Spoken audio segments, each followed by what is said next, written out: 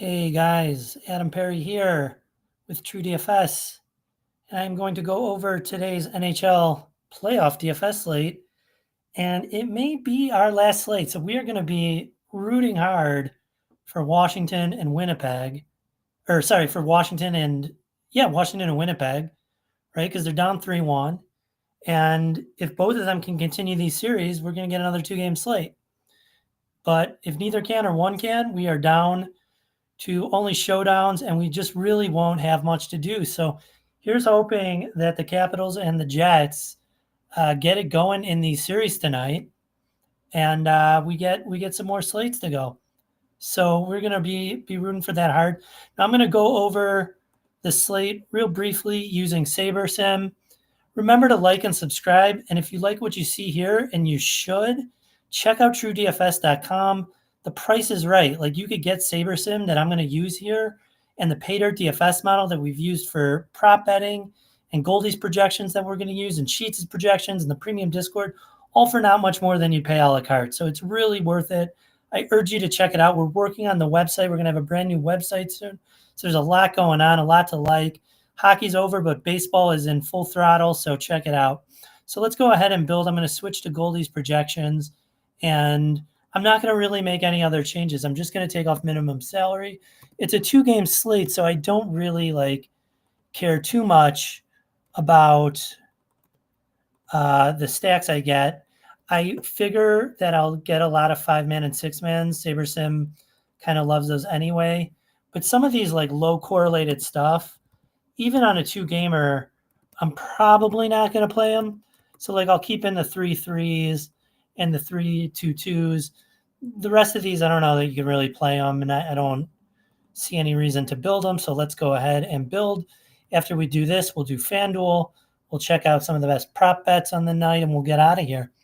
So real quick, but this is the process that we do every day, day in and day out. If you've seen this video 2-3 times, you definitely don't need to see it again.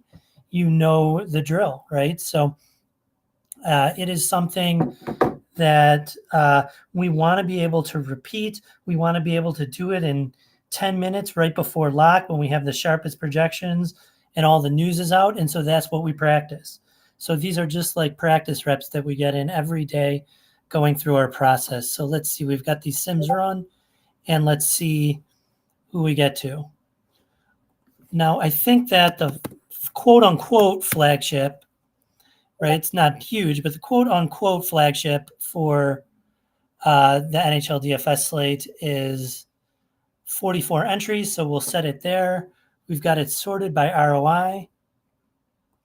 So let's see now, our stack exposures. Yeah, we get a lot of these onslaughts, the 5-man onslaught, the 6-man onslaught from a team with some of the 4-3s, but not a ton. And of those teams, it's a lot of Dallas, it looks like. Saying play all the Dallas. I don't know that we're going to want that much. Our total exposure, all Dallas. Let's take this down a bit. I mean, we want the best plays. If Dallas is the best play right now, given ownership and projection, we want a lot of that, but we still want to get some diversity in here. So let's say we want 60% Dallas, but we still want to get some exposure to other teams. So let's say, take this down. Say at least 50 to Dallas, and then let's ask it for some uniques, and we'll get a good range of diversity in here.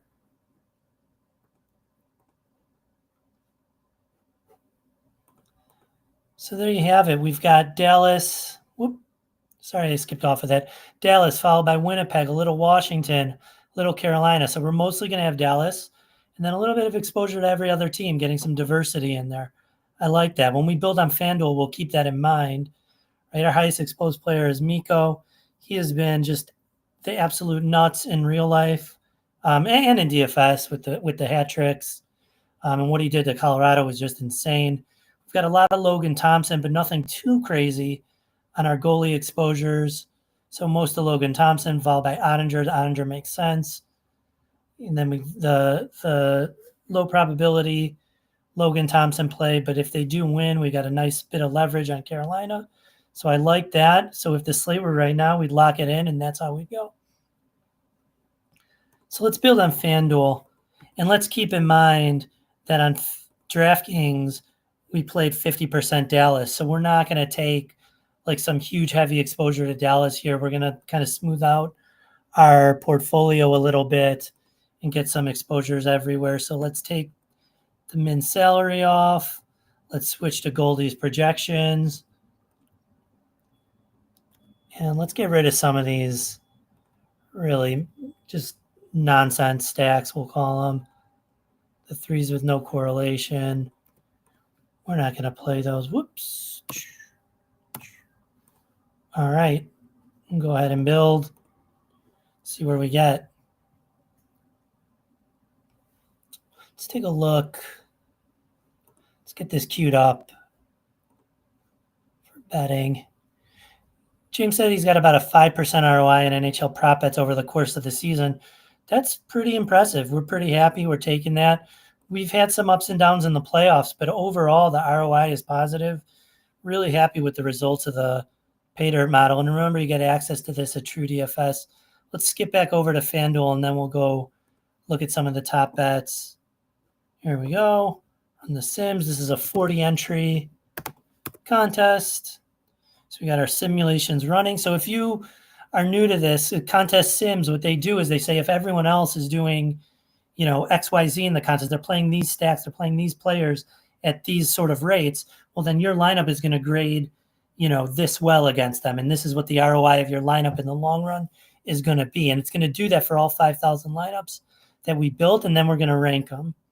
So let's see where we get on FanDuel.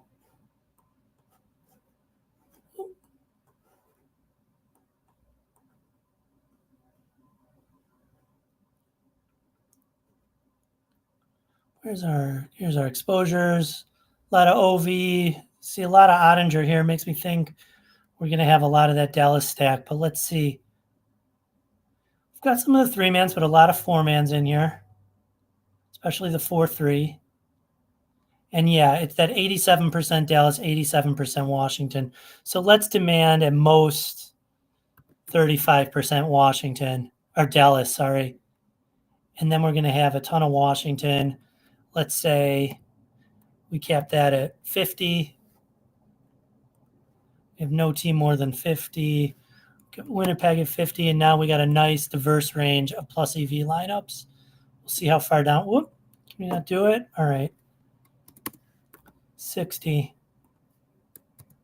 60. No, it still won't let us. We're close enough, though, aren't we? I think we're close enough. The only thing, not a ton of Carolina on either site, but we have some. We have to go down in our pool.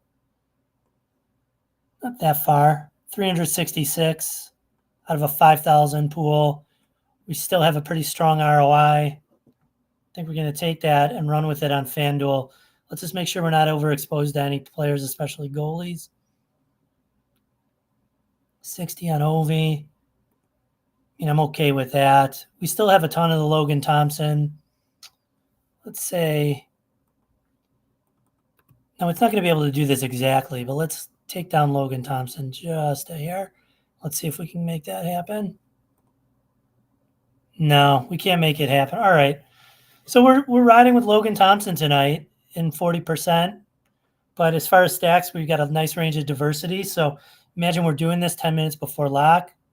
We run it, we send it off. We're ready to go. The only thing you have to remember is you could late swap, right? So if you have a lineup doing poorly, get off any chalk, get to that Dallas in that lineup. And if you have a lineup doing well, if Logan Thompson beats Carolina and those lineups are doing well, we may want to get to some more Winnipeg, the higher projected stacks in those lineups. So we're going to consider that, but that's the only thing we have to do after we run this process right before lock. Now let's take a look at bets. We've got our best ROI, edge, on Dylan Strome, over a shot and a half. Let's see some of these shot on goal unders. Nice edge here. Ehlers has been killing us. We keep going the under 2.5, getting good edge. It's plus 140 now. The edge is even better than it was before, and he just keeps taking tons of shots on goal. The first time he was like We bet it and he took 7 shots on goals.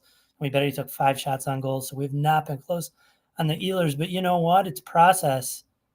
If this is the best bet, I mean, we should be keen to take it and take those edges. But could be a little bit weary of it. Let's see some of these assist long shots. These are always fun.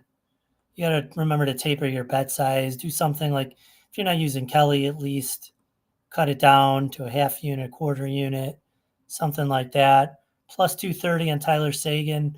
We've been getting good edges on these Tyler Seguin bets, but he hasn't had an assist. But these continue to be the best edges in the model. And I'm going to continue to suggest betting that at a quarter unit, something like that. So Tyler Seguin plus 230, Nikolai Ehlers, however you pronounce it, under 2.5 shots on goals. We've been betting those every day. We have not been winning on those in these games, but they are the best edges, and we do trust our model. So I suggest going for it. And remember, like and subscribe and check out TrueDFS.com.